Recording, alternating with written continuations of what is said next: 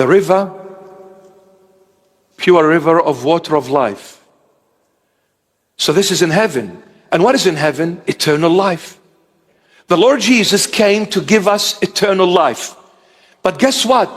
This eternal life, I can live it while I'm on earth, before I go there. You see, when I go there, I'll continue living that eternal life forever. But I don't need to go to heaven to enter eternal life, because heaven came down to earth to give me eternal life while I'm on earth. And let me elaborate on what I'm trying to say here, my beloveds.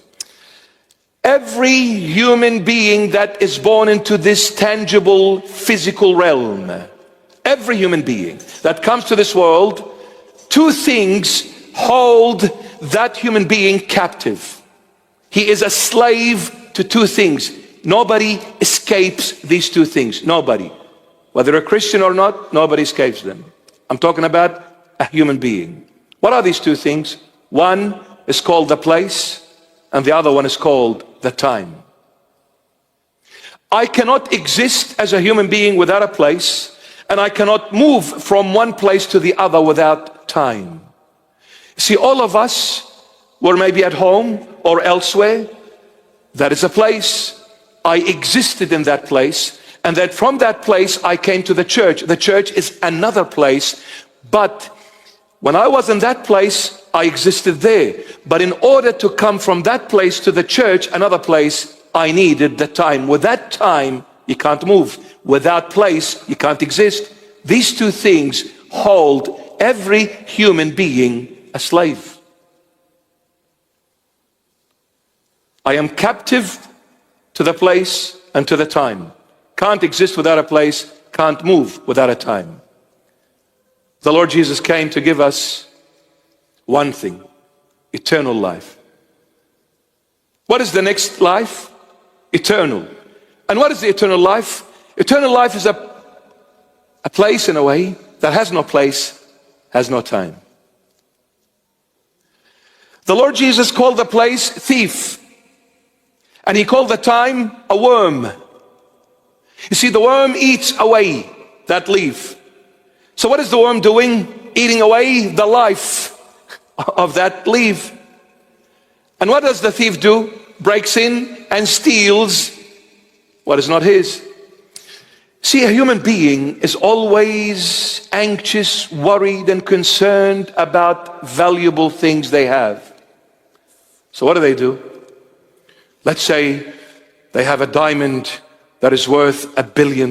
Maybe it's a massive one, right? $1 billion. Now, to put it at home, I'm too scared, because home is a place, and who comes to the place? The thief. If I put it at home, the thief will come and steal it away from me. I'll be dead. I'm going to be destroyed. So what do? The best thing is, I'm going to take it to the bank. I'll put it in a place called safe custody. They'll put it in a box, and they're going to put it in this place, and a massive steel door gets closed behind it. When I go back home, I can sleep very comfortably knowing the diamond is in a safe place, not realizing, poor thing, that if the thief can't break in and steal it, time will break in and steal it from you. Time goes by. Oh, I woke up this morning and I went to sleep, and I woke up again and I went to sleep, and I woke up and I went to sleep. Time is like a worm eating away in with my life, and before I knew it, time came, the spirit left the body, and the thief took that diamond away from me. If it's not the place thief, it is the time that steals everything. No matter what you build as an empire, if the thieves don't take it, time will take it away when we die. Therefore, no one is free. No one is free. So what freedom are we fighting for?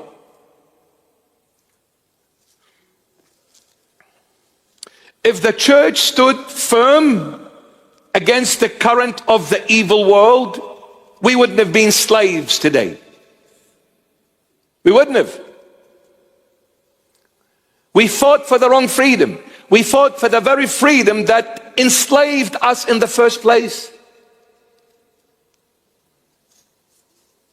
There is no freedom until you find the Lord. When you find the Lord, who is the pure river of living waters, when you find the tree of life and you feed of it, the Lord will give you eternal life. No more place, no more time. You are free. No more thieves, no more death. It is then and then only you are free. And the Holy Bible says, he who has the Son has life. You are free when you have Christ Jesus, my beloved.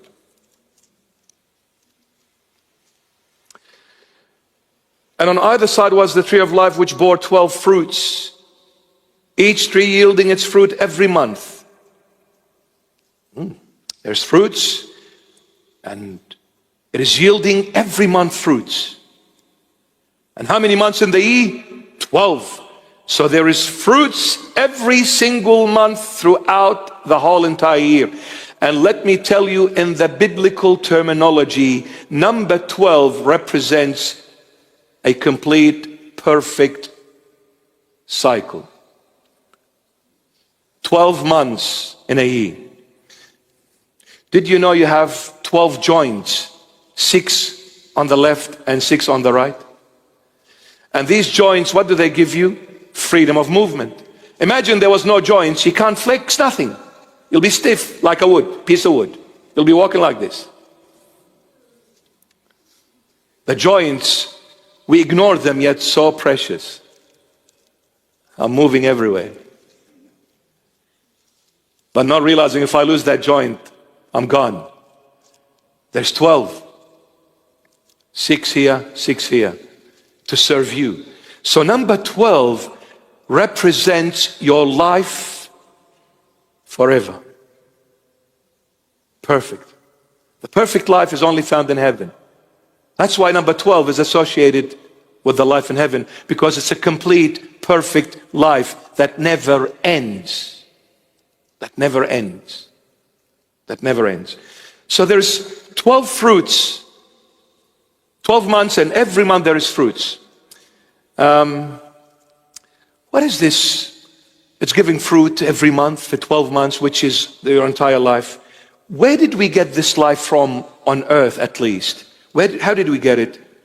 The 7 feasts of the Israelite nation, who are the 7 feasts of the New Testament church.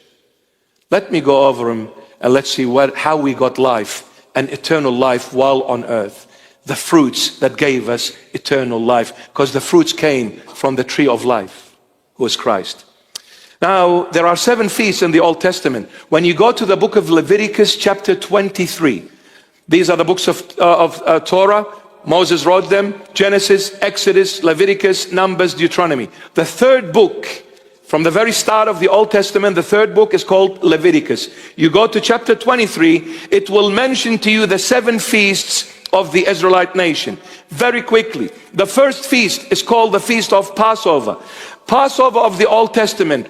Which feast is of the New Testament church? Good Friday.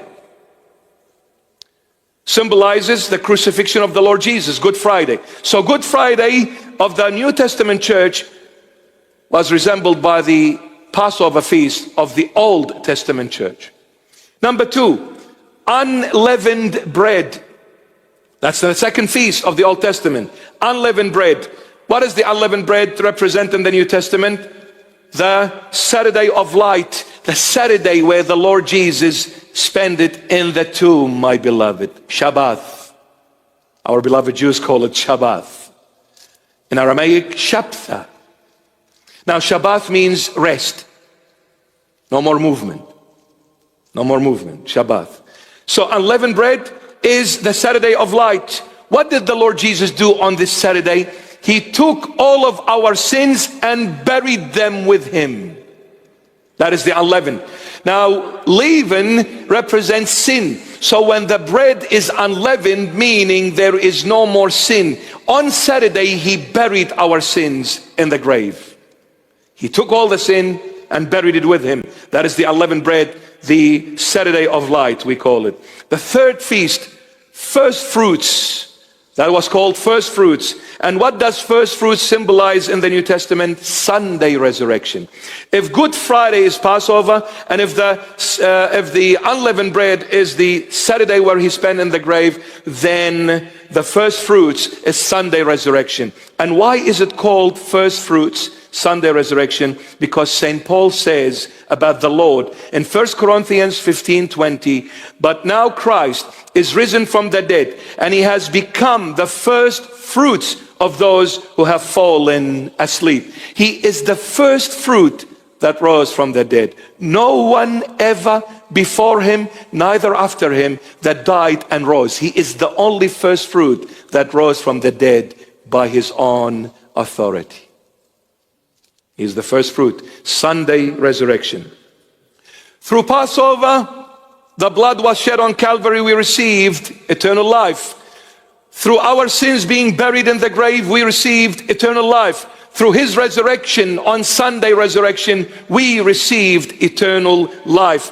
And the fourth feast is called the 50th,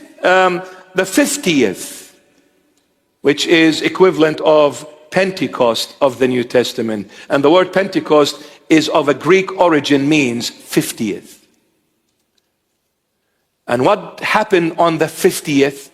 The Holy Spirit descended on those who were in that upper room, that 120 souls that were in the upper room, my beloveds. They received the Holy Spirit.